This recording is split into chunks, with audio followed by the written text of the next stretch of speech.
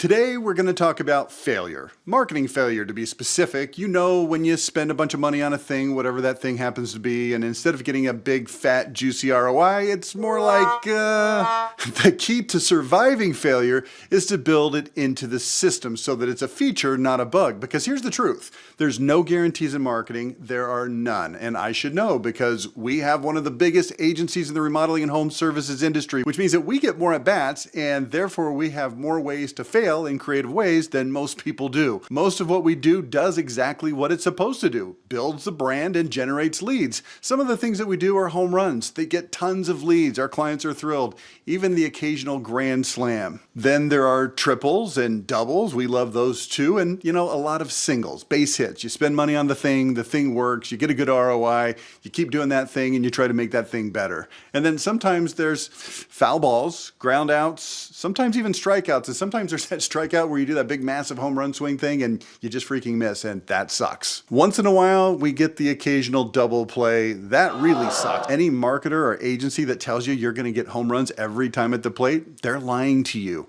That simply is not how the world works. If you've been around a long time, then you know that that's true. If you're new enough to think that the elusive perpetual home run machine is out there somewhere, well, good luck, you're about to find out the hard way. All of that to say, failure is a feature, not a bug. And what I want to talk to you about today is how to build failure into your systems so that you can not only tolerate it, but you can actually thrive because of it. Because here's the truth. If you're trying to build a marketing system that's based only on winning all the time, then you're going to be way too conservative and you're going to pull the plug on stuff way too early and you're going to miss a ton of things that can and will work because you're too scared to fail. Here's a framework shift for you. Instead of optimizing for making every single marketing dollar work, seems reasonable. Instead, optimize for experimentation and tolerance, because the companies that win aren't the ones who never fail. They're the ones who can afford to iterate. They're the ones who can afford to iterate longer than their competitors. I know that sounds backwards, but if you bake time and patience into your system, and if you're willing to spend the money, you're going to kill it. My name is Rich Harshaw. I'm the founder of Level 10 Contractor, and for 30 plus years, I've helped contractors turn inconsistent marketing into reliable results, converting them into lead generating machines with websites, SEO, pay-per-click, social media, traditional media, all the stuff that you would expect. Now, obviously, you want to minimize your risk and you want to work with reputable people and agencies to help you achieve your marketing goals. I'm going to cover 5 ways to use failure to your advantage, so let's dive in. The first way is make sure that you can afford failure. Simply put, you've got to have high enough prices and sturdy enough margins so that you have enough money to withstand the experimental phase. This concept is covered at length in my book called Unlocking Unlimited Lead Flow, but it deserves some coverage here. I want you to think about it this way. Let's say that you're currently doing $500,000 a month on average. I know it varies month to month, obviously, but go with me on the math here so that I can make my point. So you're doing $6 million a year, $500,000 a month. Watch this. Let's raise your prices by 5%. That $500,000 a month that you're doing in sales right now, it suddenly becomes $525,000 a month. This is where some of you start panicking and say, oh, I don't know if we can really get an extra 5%. We're already maxed out. You're as high as you can go. Your salespeople won't be able to close. Now, first of all, if your average job is $20,000, think about this. The extra 5% pushes it to $21,000. So are you telling me you can't get an extra $1,000 out of your customers? You realize that nobody knows how much windows or siding or HVAC or a bathroom is supposed to cost, right? You realize that the only way they even have a frame of reference is by getting quotes from you and your competitors. You know that, right? But what if my competitor's quote is only $18,000 for the same thing? Let me get this straight.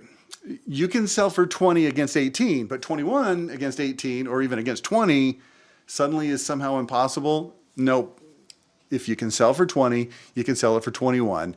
If you've built an identity, and if you haven't built an identity, then you're competing on price with other sad people. It's not a moral failure, it's a positioning failure. Now let's get back to the math. You have an extra $25,000 now in revenue every single month. Remember, you went from 500 to 525, and there's essentially no added cost. So if you were previously spending 10% of sales on marketing, that means that you'd be spending $50,000 a month on marketing, right? Simple math. Now, here's what I want you to do. Add that extra $25,000 that we just got by raising your prices by 5%, and look what just happened. You just raised your marketing budget by 50%. 50%. 50%. Do you know how much easier it's going to be to get to 10 million or 20 or $50 million in sales if you have a marketing budget that's 50% higher than it was yesterday? Now, the question is, what do you do with all that extra marketing budget? Well, go spend it and don't panic 2 weeks later when it hasn't all come back yet. Try something new. Try something new. Go watch my video called Everywhere, link below, and I'll show you a ton of different places that you can try. This is called risk management. Spending house money that you got from raising your prices on things that are new and that are experimental. Here's a couple of ideas. In addition to trying new things, also take a closer look at the things that you're already doing, but get your butt outside of the box already. For example, if you're on TV, you think, well, maybe you could do something crazy. What if you had a different ad? What if you brought in somebody famous? What if you wore a pink tuxedo or threw an old air conditioner off a 13-story tower, or you shot a potato out of a potato cannon at 150 miles an hour straight into some crappy vinyl siding to show how much better steel siding that you sell, or fiber cement siding, whatever it is, just show how much better it holds up. You get the point, right? Stop being tasteful, be noticeable. I'm not recommending that you become a weirdo, but that you do something that people are going to pay attention to. Now, let me give you a recommendation.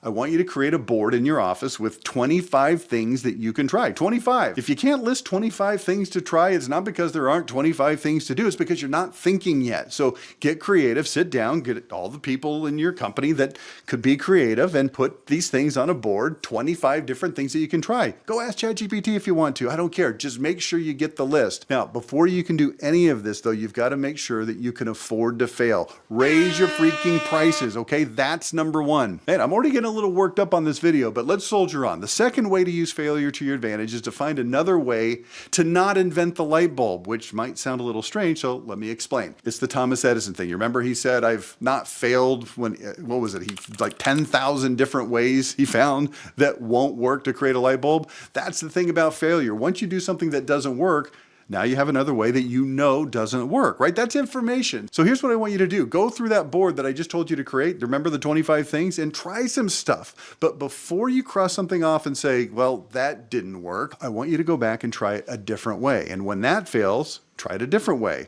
Rack up the failures. Each time you're learning something, because I want you to know something important. Lean in and listen carefully, because what I'm about to say is really worth knowing. No matter what you try, no matter what you do, there's somebody out there that's making it work. Which means if it's not working for you, it's not because that thing is broken, it's because you suck at doing it. So think about it like this. Let's say you pay $3,000 for a new set of golf clubs, and you're still shanking 17 balls into the woods and declaring golf does not work anymore. Look, it's not golf, it's you. If you raise your prices and you have some extra budget, you can afford to continue to iterate and try different versions of methods until you finally get it. Figure it out, which brings us to the third way to take advantage of failure.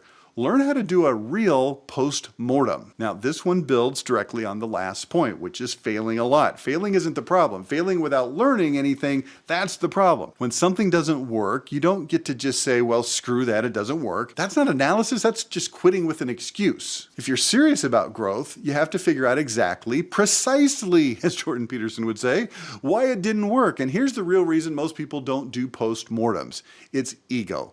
They assume that whatever they did and however they did it was basically as good as you can do it. And so if it fails, it must be the thing's fault, the platform, the channel, the leads, the market, anything but you. Let me put this in terms that every business owner can understand. If your sales team's close rate drops by 5 points and they come to you and they say, oh yeah, the reason we're not selling is because the leads suck. Junk leads. Too many brokies. They're not qualified. Are you going to just sit there and take that and accept it? Of course you're not. Anyone who's managed a sales team for more than about 5 seconds knows that broke prospect is the universal excuse for poor performance. You wouldn't let your sales team off the hook that easy, so don't let your marketing off the hook easy either. Stop assuming the channel is the problem. Start by assuming the execution is the problem. Now, think about Edison for a second again. Do you really think that he tried 10,000 completely different, unrelated ideas to invent the light bulb? Of course not. He tried a thing, and then he tweaked that thing, and then he adjusted a little bit, then he adjusted the adjustment a little bit. 10,000 iterations, okay? Not 10,000 random guesses of completely new stuffs. By the time he got to 9,000, Think about it. The thing that he is tempted on number 9,000, it probably didn't look anything like the thing that was at number 1. But he didn't get to 9,000 by starting over from scratch every single time. He got there by incremental correction.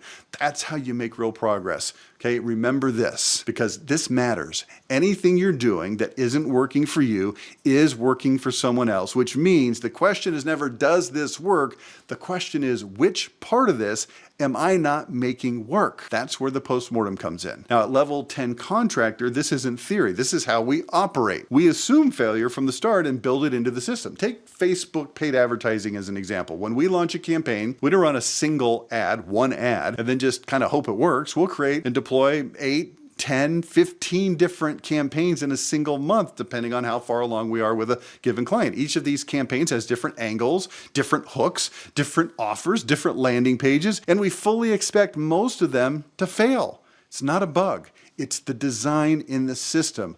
Our rapid iteration protocol is built around speed and learning. We expose ideas quickly, we identify the winners fast, and then you lean into what's working and you expose and then dispose of the losers. It's not an emotional thing. You don't get all tore up because you had to throw something away. Oh, we suck at marketing. No, we built a bunch of stuff so we could find the winners. We test aggressively, we test systematically, and we can often learn in a week what takes other agencies a year and probably 6 to 10 excuses to figure out. That's the difference between guessing and running a system. When something doesn't work, we don't panic, we don't quit, we break it down. Was it the platform? Was it the creative? Was it the message? Was it the offer? Was it the landing page? The follow-up, the volume, the time in the market? We isolate all the variables and adjust one thing at a time. Maybe the platform was fine, but the message sucked. Who knows? Maybe the message was okay, but the offer didn't resonate. Maybe the offer worked, but the landing page killed it. Same channel, same budget, completely different outcome once the execution improves. This is what real postmortems look like. You don't say, well, that didn't work, so forget it. You say, what specifically didn't work, and what are we going to be changing and testing next? That's how failure turns into leverage, and that's how you get smarter instead of dumber and discouraged, okay? That's how you actually find out what works while everyone else gives up and blames the platform and moves on to the next shiny object. Now, if you're brave enough, I want you to take the marketing channel that you've blamed for not working, be honest, and drop it in the comments. Let's go to number 4. Put a chip on your shoulder. When most people experience failure, it makes them cautious and tentative. They pull back. They start second guessing everything. We tried 4 things and none of them worked, so maybe we should just stop messing around. That's a normal human response, but that response is exactly what keeps small companies small. What you want is the opposite reaction. You want failure to harden your resolve, not soften it. You want it to sharpen you. You want it to make you more determined to figure out and not more afraid to try other stuff and try again. Here's a useful reframe. If failure makes you retreat, it usually means one of 2 things. You were undercapitalized or you lacked the confidence in the process. You didn't really believe that you were going to find the answer. So the first few losses, they feel personal. But if failure sharpens you, it makes you more focused, more disciplined, more stubborn. That's a sign that you're playing the long game. And this only works if failure is already baked into your plan, like I've talked about. So remember, number 1, you can afford to fail if you're priced correctly, if you've got margin, if you've got budget specifically allocated for experimentation, which means when something doesn't work, it doesn't threaten you, it doesn't scare, it just gives you information. That's why you're already smarter than most of your competitors. Not because you're magically better, but because you're willing to try more things for longer without panicking, which is exactly how venture capitalists think. They don't invest in a business and expect every bet to win. They know that most of them are going to fail. So they fund 10 companies fully knowing that 8 or 9 are going to flame out. It's not a flaw in the model. It is the model, because when one of them hits, it pays for everything else multiple times over. Marketing is the same way. Like I said, I'm sounding like beating the dead horse or whatever. You don't have to have every campaign to work. You just need to find the ones that do by never quitting at the first sign of resistance, okay? Now look, my job isn't to entertain you, it's to make you think differently about marketing. If this video did that, here's what I want you to do. Subscribe here and check out the Level 10 Contractor Daily Podcast for content like this. Let's get back to the video. All right, let's move to the last way to leverage failure, number 5. This one ties everything together, which is ideas are just multipliers of execution. What that means, very simply, is this. Ideas by themselves are almost worthless. Execution is what makes them valuable. I didn't come up with this framing. It comes from a guy named Derek Sivers. He wrote a short piece where he talks about how funny it is when people are protective of their ideas. He says, oh, people come to me, they want me to sign the NDA before they'll tell me the simplest concept imaginable. And his point is dead on. Ideas don't have any inherent value. They only matter once they're executed. So Derek breaks it down like this. First of all, ideas, you give them a score, and then execution gets a dollar value. So a terrible idea might be a -1. A weak idea is a 1.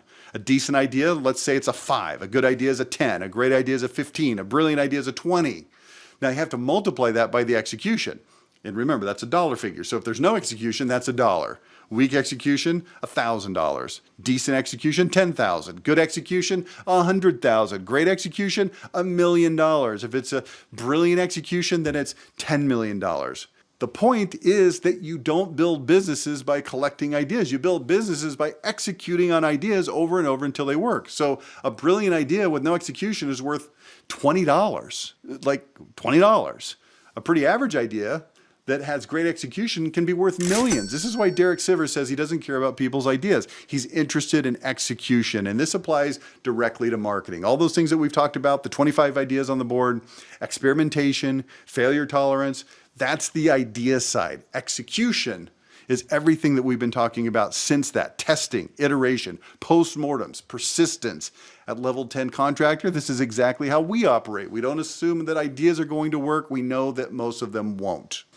Take SEO, for example. We don't just blindly march through a content plan just because we created it and it exists. We execute against it. We measure how it's working. And if something isn't performing the way it should, we pause, we do a postmortem, and we fix what's broken. Pages that aren't working, that aren't getting indexed well and aren't showing up in search, we don't just ignore it, we improve them, which, by the way, that sounds obvious, but you'd be shocked. Most SEO agencies, they just let those sucky pages sit there and suck forever. You paid for them, and now they're just going to sit there and suck. But sometimes people say, isn't that admission that things don't work sometimes?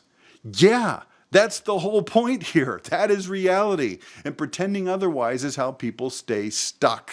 Failure is part of the process, but only if you're executing at a level where learning is actually happening. This is how marketing works. If you price correctly, budget correctly, build systems that assume failure, if you don't panic when things don't hit, you analyze, you adjust, you test again, you don't throw the baby out with the bathwater, you don't declare this doesn't work, this sucks, this is stupid, you figure out what didn't work, you change it, you keep going, that's how you win.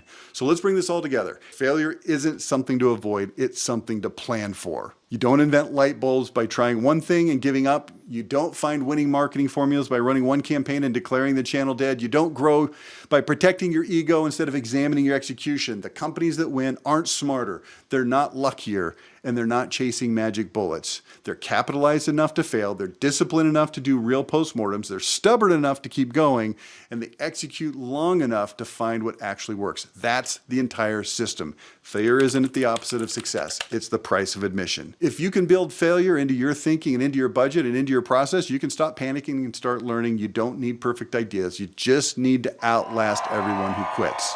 And guess what? Most people quit early.